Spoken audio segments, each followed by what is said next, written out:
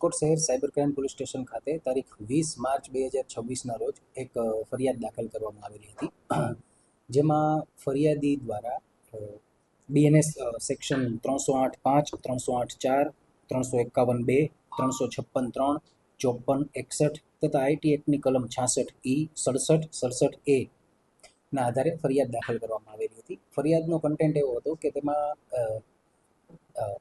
કુલ મળીને 12 આરોપીઓ દ્વારા આમાં જે ફરિયાદી છે તેમના એક મહિલા મિત્ર સાથેના અંગત પડોનો તેમના પર્સનલ ક્લિનિકમાં બલ્બ હોલ્ડરમાં પોતાના હિડન કેમેરા લગાવી અને વિડીયો બનાવી અને તેમની પાસેથી પૈસાની માંગણી કરવા માટે, એટલે કે ખંડણી ઉઘરાવવા માટે એ વિડીયો વાયરલ કરવાની ધમકીઓ આપવામાં આવી હતી. જેમાં રાજકોટ શહેરના મહેરબાન કમિશનર શ્રી બ્રજેશકુમાર ઝા સાહેબ, એડિશનલ કમિશનર શ્રી ચૈતન્ય માંડલિક સાહેબ તથા ડીસીપી ક્રાઇમ શ્રી જગદીશ બાંગરવા સાહેબનાઓની સૂચના અને માર્ગદર્શન હેઠળ આરોપીઓને પકડવા માટે તજવીજ શરૂ કરવામાં આવેલી હતી. જે અંતર્ગત તારીખ 22/3/2026ના રોજ એક આરોપી ડૉક્ટર કમલ ચમનલાલ નાંઢાની ધરપકડ થયેલી હતી, જેમનો રોલ એવો હતો કે તેમણે બલ્બ હોલ્ડરમાં હિડન કેમેરા લગાવી અને તેમના વિડીયો રેકોર્ડ કર્યા હતા અને જૂન 2024માં તેમની પાસેથી કોઈ અજાણ્યા નંબરથી ફોન કરી અને પૈસાની માંગણી કરેલી હતી ફરિયાદી પાસેથી. ત્યારબાદ આજ રોજ તારીખ 31/3/2026ના રોજ અન્ય એક આરોપીની ધરપકડ કરવામાં આવેલી છે, જેનું નામ છે અજયસિંહ દોલુભા ચુડાસમા.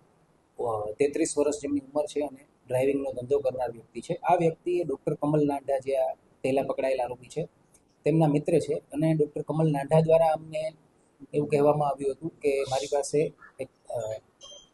એક ફરિયાદીના અંગત પડોનો વિડીયો છે, જેને આપણે વાયરલ કરવાની ધમકી આપી અને તેની પાસેથી ખંડણી ઉઘરાવી શકીએ એમ છીએ. એટલે આ કામમાં અજયસિંહ દોલુભાએ કમલ નાંઢા સાથે મળી અને હિરેન મકવાણ, કે જે અજયસિંહના પ્રેસ સત્યની ગર્જનામાં પાર્ટનર છે, તે મળી અને હાર્દિક ડોડિયા, આમાં 4 લોકોએ ટુકડી બનાવી અને કાવતરું રચી અને તેમની પાસેથી ખંડણી ઉઘરાવવાનો પ્રયત્ન કર્યો હતો. જેમાં હિરેન મકવાણા નામના વ્યક્તિ રૂબરૂમાં આ કામના ફરિયાદીને મળેલ અને તેમની પાસેથી 25 લાખ રૂપિયાની માંગણી કરેલી હતી.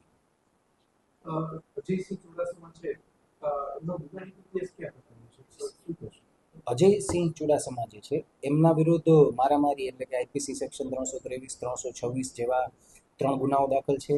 પ્રોહિબિશનના 2 ગુનાઓ દાખલ છે. આ ઉપરાંત આર્મ્સ એક્ટના 2 ગુનાઓ દાખલ છે અને તેમના પર એક વખત prevention of anti social activities act હેઠળ પણ કાર્યવાહી કરવામાં આવી છે.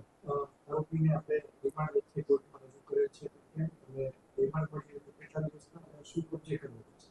આરોપીના રિમાન્ડની તજવીજ ચાલી રહેલ છે અને કબજે કરવામાં હાલ તેમના ફોનની તપાસ ચાલી રહી છે. જો કંઈ યોગ્ય વસ્તુ મળી આવશે તો એ કબજે કરવામાં આવશે.